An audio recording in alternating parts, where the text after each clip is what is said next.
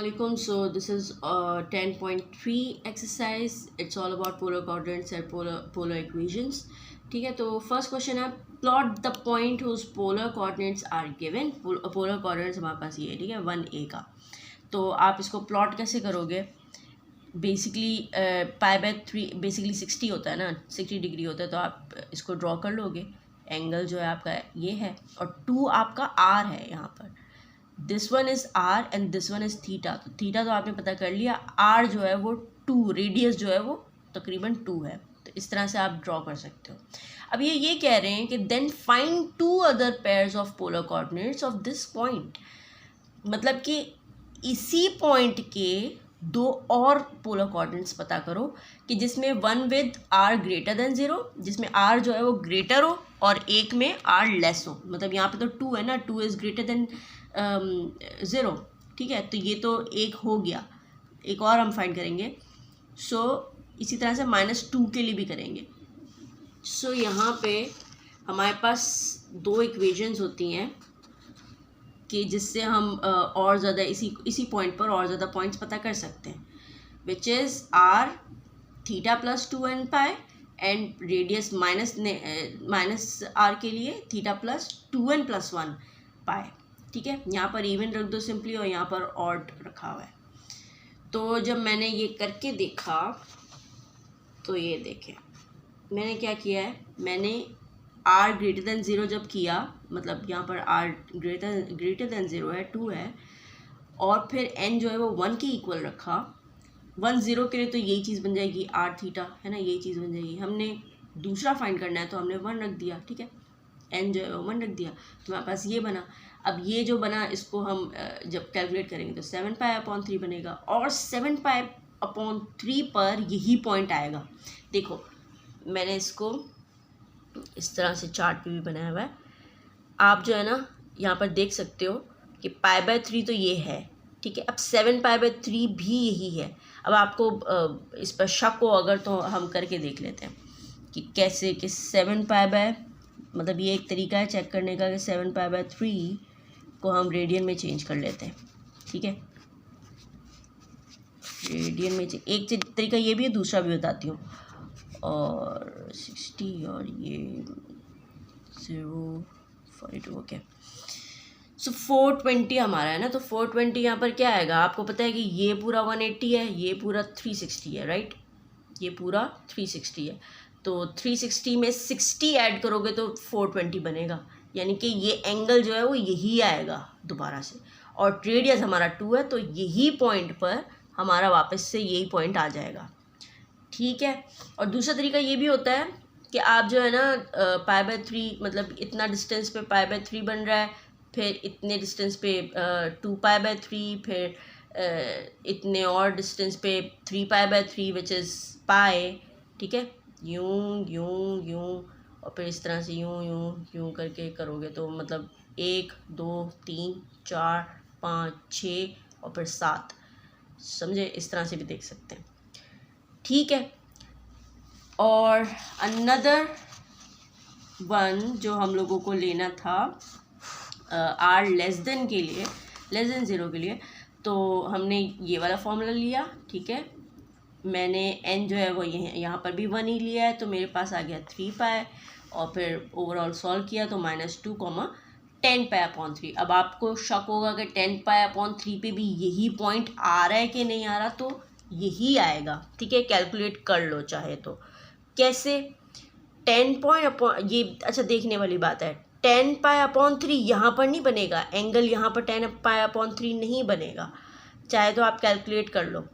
ठीक है, वो बनेगा इसके अपोजिट. यहाँ पर इस साइड बनेगा 10π/3. मतलब मैं करके बताती हूँ.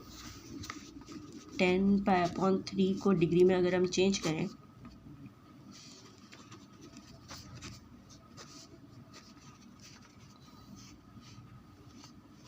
ठीक है, 600 है.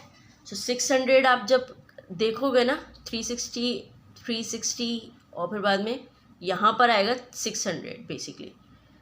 ठीक है, मतलब 360 बनेगा और फिर बाद में यहाँ पर 600 बनेगा. सो 600 मतलब कि 10π/3 एंगल तो यहीं पे बन रहा है, मतलब कि यूं करके बनेगा, ये यूं करके बनेगा.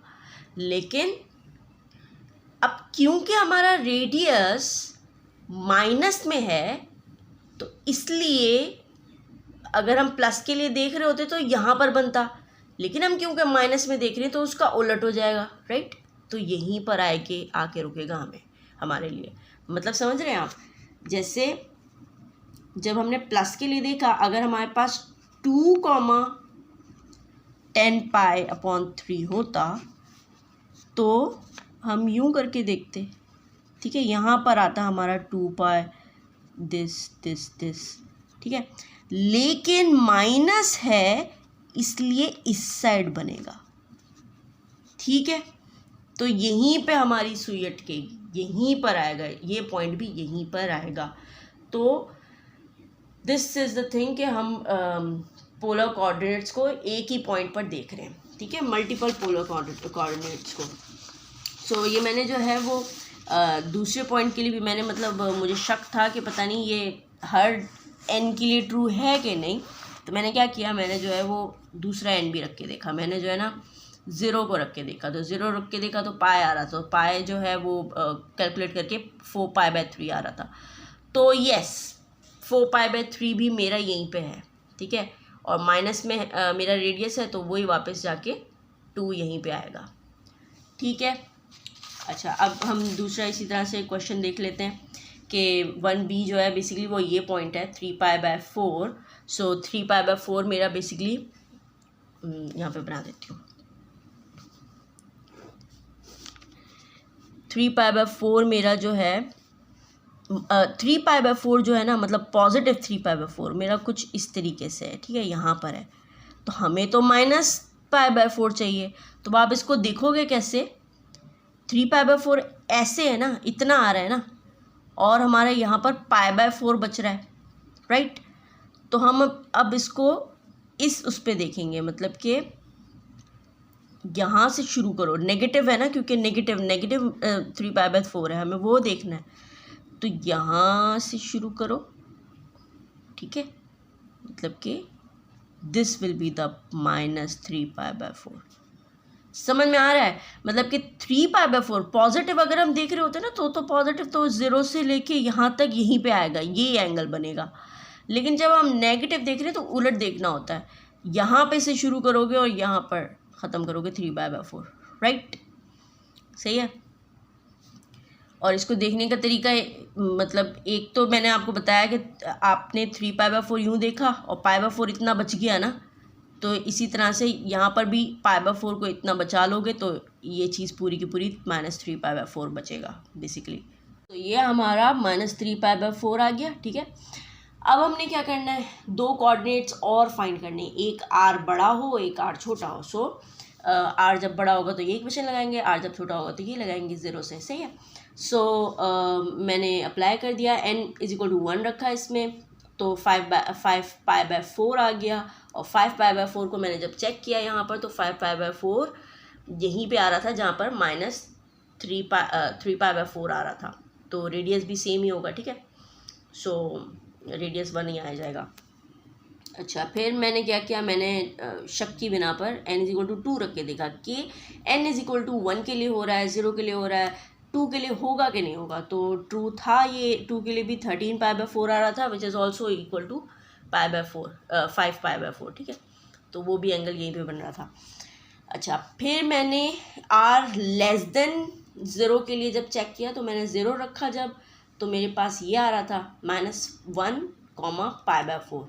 अब ये कैसे ट्रू है, तो देखें, π/4, यस π/4 तो फर्स्ट क्वाड्रेंट में आ रहा है, π/4 इज़ इन फर्स्ट क्वाड्रेंट, लेकिन क्योंकि रेडियस माइनस में है तो +1 के लिए तो यहाँ पर होगा, लेकिन माइनस में है तो माइनस में तो वापस से यहीं पे आ जाएगी कहानी, ठीक है।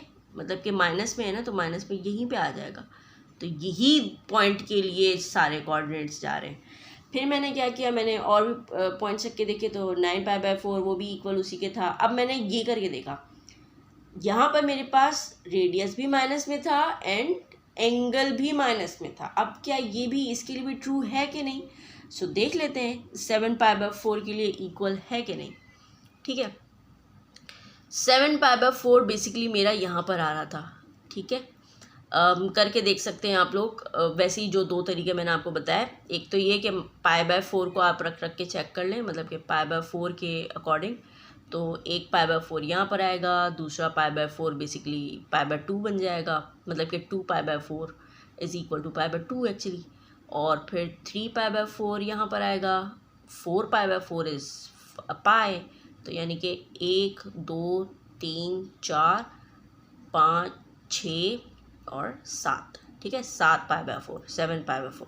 तो 7π/4 पॉजिटिव जब था तो इधर ही आएगा। 7π/4 तो यहाँ पे आ रहा है।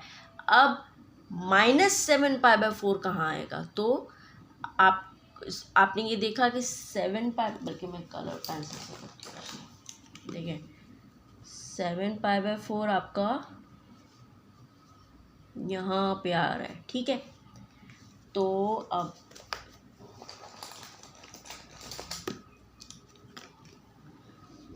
-7π/4 के लिए आप क्या करोगे? आप जो है वो ऐसे देखोगे, राइट, यूँ करके, मतलब π/4 बचना चाहिए, तो यूँ, है ना। 7π/4 जो है वो आपका π/4 बचा रहा था ना। तो जब -7π/4 के लिए 0 से यहाँ पे स्टार्ट करोगे तो ये भी आपका π/4 यहाँ पर बचाएगा, राइट। ये यहाँ पे बचा रहा था, ये यहाँ पे बचाएगा, ओके।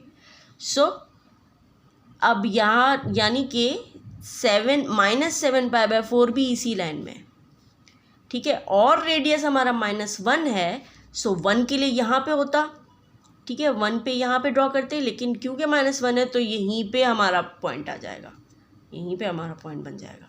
तो यानी कि -7π/4 -1, -7π/4 के लिए भी यही पॉइंट जो है वो आ रहा है, ठीक है।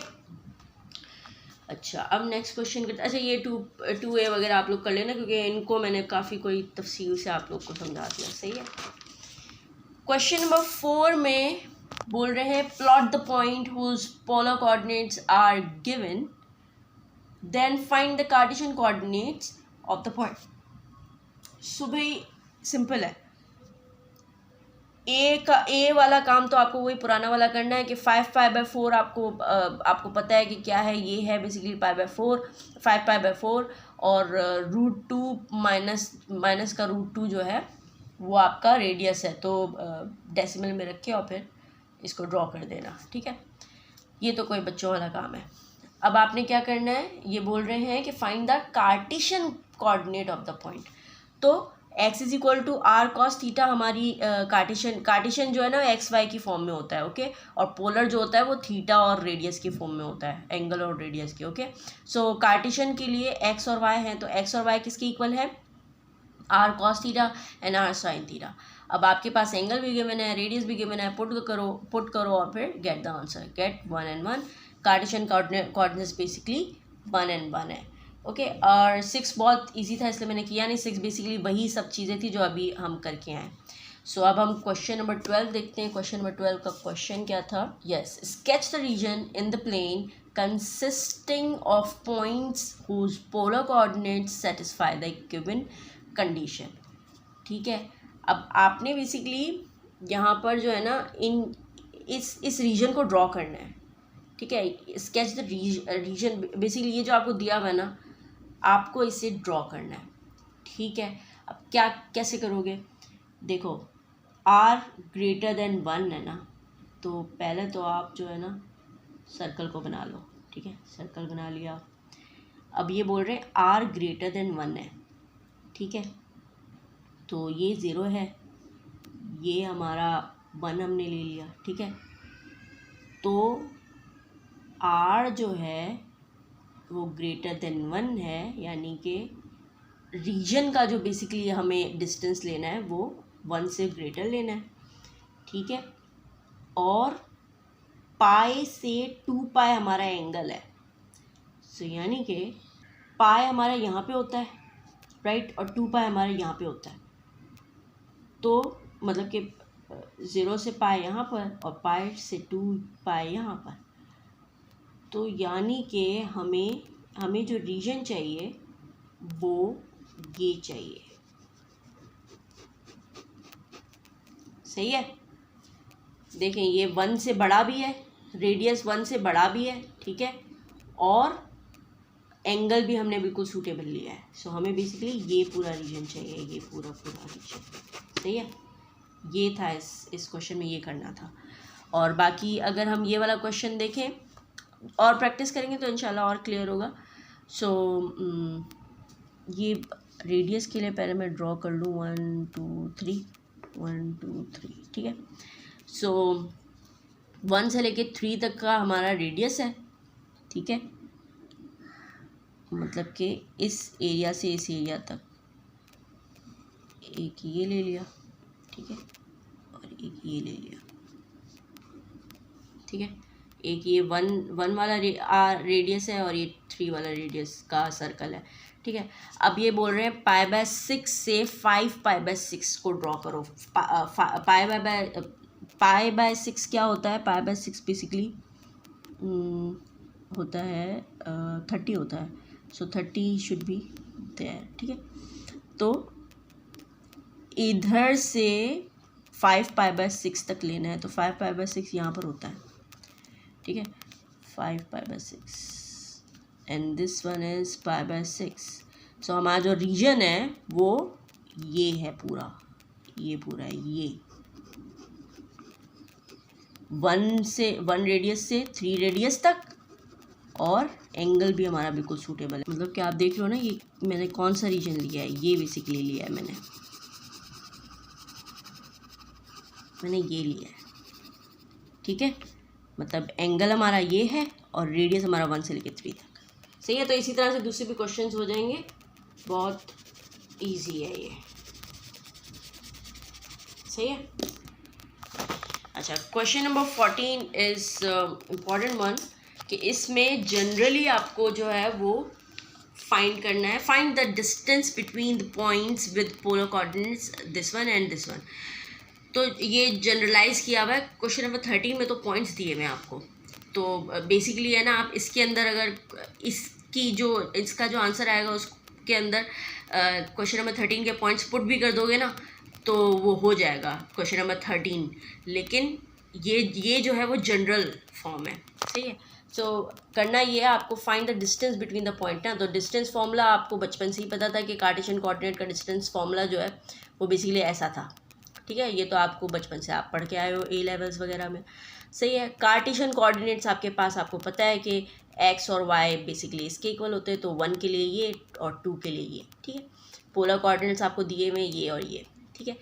अच्छा, अब आपने क्या करना है, आपने जो है वो डिस्टेंस फॉर्मूले में पुट कर देना है। डिस्टेंस फॉर्मूले में जब पुट करोगे तो you will get this one. फिर फॉर्मूला जो है वो आपका ये है, तो उसको खोल दो, फॉर्मूला खुल जाएगा, तो आपके पास ये चीज़ आ जाएगी। बहुत इजी कोई क्वेश्चन है ये, सही है। उसके बाद ये जब चीज़ आ जाए तो आपको पता है कि आपके पास प्रॉपर्टी लगेगी, कौन सी वाली, ये वाली, cos theta square plus sine theta, property क्या, आइडेंटिटी इज इक्वल टू 1। तो उसके हिसाब से इनको अरेंज कर लो, ठीक है। अरेंज कर लोगे, कॉमन ले लोगे चीज़ों को, तो you will get this one, सही है, you will get this one. और ये जो है वो पूरा फॉर्मूला बन रहा है, कौन सा वाला, ये वाला, cos alpha minus beta is equal to cos alpha cos beta plus sine alpha sine beta. So इसको आप पुट कर दोगे, आपके पास जो अल्फ़ा है वो θ1 है, बीटा जो है वो θ2 है, तो you will get this one, ठीक है।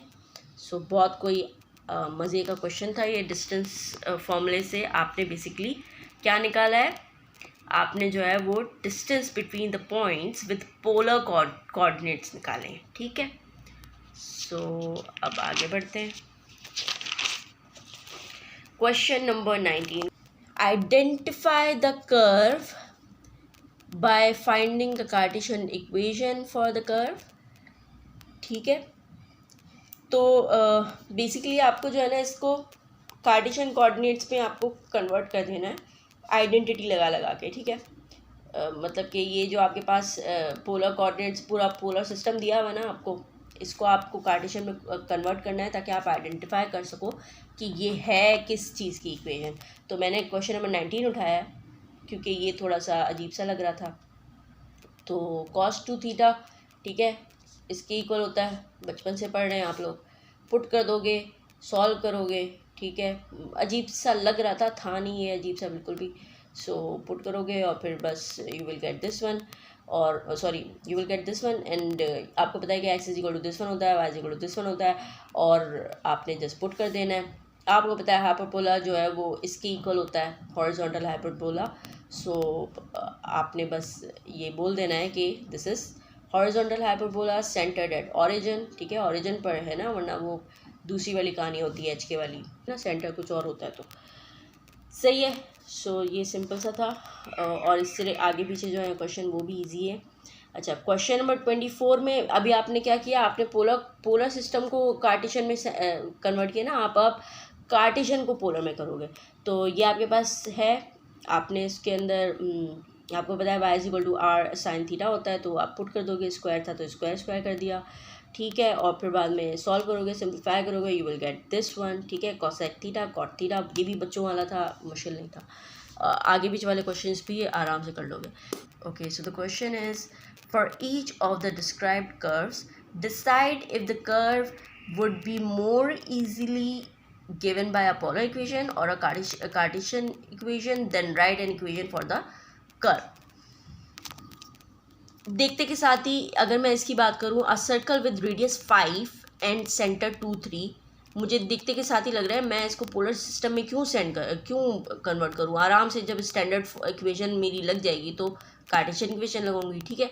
तो आप लिख सकते हो इसका रीज़न कि भाई इजी है कार्टेशियन इक्वेशन में कन्वर्ट करना आराम से, क्योंकि पोलर इक्वेशन के लिए, पोलर में करने के लिए आपको एंगल चाहिए होगा, रेडियस चाहिए होगा। रेडियस तो है आपके पास, लेकिन आपके पास एंगल नहीं है, ठीक है। तो इजी है कि कार्टेशियन इक्वेशन में आप कर दो। इसी तरह से ये 27 का ए पार्ट था, a line through the origin that makes an angle of π/6 with positive X axis, ठीक है। सिंपल है कि मैं इसको आराम से इसको पोलर इक्वेशन में ही बता दूं, क्योंकि पोलर इक्वेशन के लिए मेरे पास चीज़ें दी हुई हैं, लाइक एंगल मुझे दिया हुआ है, ठीक है। पोलर इक्वेशन ऑफ लाइन क्या होता है, theta is equal to angle, और एंगल मुझे दिया हुआ है, ठीक है, तो theta is equal to angle. और अगर मैं इसी को कार्टेशियन इक्वेशन में करती तो मेरे पास y is equal to tangent theta x होता, ठीक है। ये होती है ना इक्वेशन होती है इसकी। So y is equal to tangent π/6 X में अगर करती तो मेरे पास ये चीज़ आती, ठीक है। तो ये थोड़ा सा इससे तो मुश्किल है ना, मतलब कि मैं सिंपली ये लिख दूँ तो ये ज़्यादा आसान नहीं है, ठीक है। सो दैट्स इट, अभी के लिए इतना ही, क्योंकि आगे आप लोगों को जो है वो क्वेश्चंस सर ने टॉपिक्स जो है वो कुछ पढ़ाने, उसके बाद के ट्यूटोरियल में हम वो करेंगे, ठीक है, वो वाले क्वेश्चन करेंगे। सो 10.3 is incomplete in this tutorial, ठीक है।